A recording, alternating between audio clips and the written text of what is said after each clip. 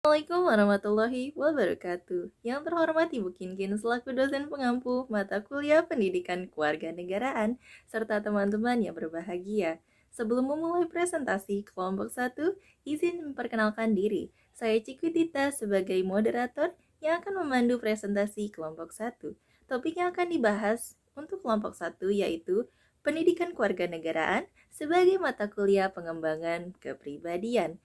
Untuk anggota kelompok 1 terdiri dari Anis Cahya, Ciguti Nikita, Delvi, Muhammad Rofi, dan Galuh Ajeng. Untuk pembahasan pertama akan dijelaskan oleh Muhammad Rofi. Untuk saudara Muhammad Rofi, dipersilahkan. Pendidikan kewarganegaraan menurut teman Somantri adalah program pendidikan yang berintikan demokrasi politik yang diperluas dengan sumber-sumber pengetahuan lainnya. Pengaruh-pengaruh positif dari pendidikan sekolah, masyarakat, dan orang tua, yang kesemuanya itu diproses guna melatih para siswa atau mahasiswa untuk berpikir kritis, analitis, bersikap dan bertindak demokratis dalam mempersiapkan hidup demokratis yang berdasarkan Pancasila dan Undang-Undang Dasar 1945. Pendidikan kewarganegaraan adalah mata kuliah wajib nasional yang harus diambil seluruh mahasiswa pada jenjang pendidikan diploma maupun sarjana. Keberadaan pendidikan kewarganegaraan sebagai mata kuliah pengembangan atau MPK ditetapkan melalui 3 peraturan. Yang pertama adalah Keputusan Menteri Pendidikan Nasional Nomor 232 U/2000 tentang pedoman penyusunan kurikulum pendidikan tinggi dan penilaian hasil belajar mahasiswa. Lalu, diatur dalam Keputusan Menteri Pendidikan Nasional Nomor 045/U/2002 tentang kurikulum inti pendidikan tinggi menetapkan bahwa pendidikan agama, pendidikan Pancasila, dan pendidikan kewarganegaraan merupakan kelompok mata kuliah pengembangan kepribadian.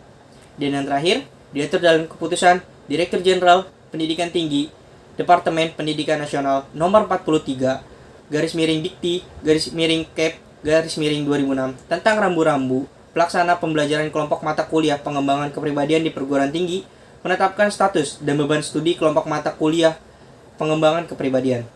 Terima kasih kepada saudara Rofi yang telah mempresentasikan materi pertama. Untuk materi kedua ada Galuh Ajeng.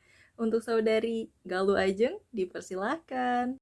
Baik, terima kasih moderator atas kesempatannya. Selanjutnya materi yang akan saya paparkan ialah latar belakang mengapa pendidikan kewarganegaraan sebagai mata kuliah pengembangan kepribadian. Latar belakang yang pertama ialah perubahan pendidikan ke masa depan. Konferensi internasional tentang pendidikan tinggi yang diselenggarakan UNESCO pada tahun 1998 di Paris menyepakati bahwa perubahan pendidikan tinggi masa depan bertolak dari pandangan bahwa tanggung jawab pendidikan seperti berikut.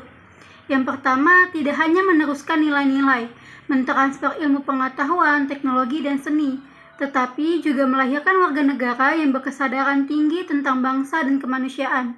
Yang kedua, mempersiapkan tenaga kerja masa depan yang produktif dalam konteks yang dinamis. Yang ketiga, mengubah cara berpikir, sikap hidup, dan perilaku berkarya individu maupun kelompok masyarakat dalam rangka memperkasai perubahan sosial yang diperlukan serta mendorong perubahan ke arah kemajuan yang adil dan bebas.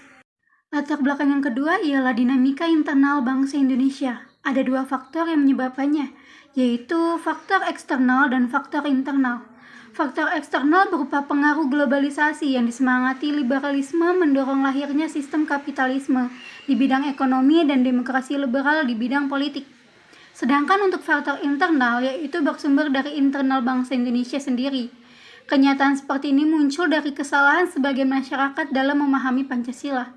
Banyak kalangan masyarakat memandang Pancasila tidak dapat mengatasi masalah krisis, sedangkan sebagiannya lagi menganggap bahwa Pancasila merupakan alat legitimasi kekuasaan Orde Baru.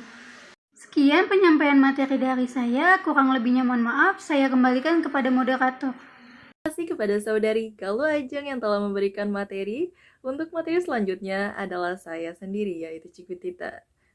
Di sini saya akan menjelaskan tujuan dari pendidikan kewarganegaraan. Ada menurut 2 ahli yaitu Branson dan Debdignas. Di mana Branson itu menjelaskan kalau kita itu harus memiliki tanggung jawab dan ini tuh tidak mencakup hanya beberapa negara, tetapi juga senasional. Dan juga ada dari Depdiknas. Kalau Depdiknas ini untuk sebagai suatu pendidikan, di mana pendidikan tambahan. Lalu untuk slide selanjutnya ada Pancasila sebagai nilai dasar PKN untuk berkarya bagi lulusan perguruan tinggi, di mana ini ada peran-peran nilai dalam setiap sila Pancasila. Yang pertama itu udah pasti ketuhanan yang Maha Esa sesuai dengan bunyinya, di mana sila ini tuh menunjukkan kalau kita harus memiliki tujuan, yaitu mahasiswa tidak boleh melupakan Sang Pencipta, dan Sang Pencipta ini sudah melengkapi apa yang telah diberikan beliau, yaitu adalah iptek. Dan kita itu sebagai mahasiswa harus mengelola apa yang ada, apa yang diberikan oleh Sang Pencipta. Dan kita juga nggak boleh lupa kalau semua yang kita hasilkan itu pemberian dari Sang Pencipta. Maka dari itu, tugas pendidikan kewarganegaraan yaitu mengingatkan kalau kita itu telah diberikan wahyu oleh Sang Pencipta. Oke, sekian dari saya. Terima kasih. Baik, untuk materi selanjutnya akan disampaikan oleh Saudara Davi. Untuk Saudara Davi, dipersilakan. Selanjutnya ada peran nilai-nilai dalam setiap sila Pancasila, yaitu sila yang kedua.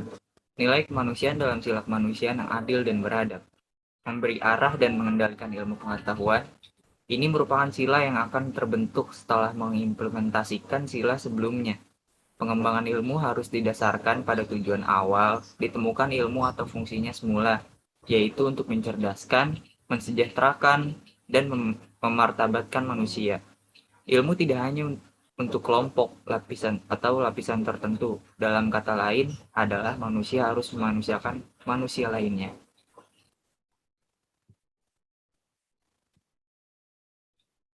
Lalu ada sila yang ketiga, nilai persatuan dalam sila persatuan Indonesia.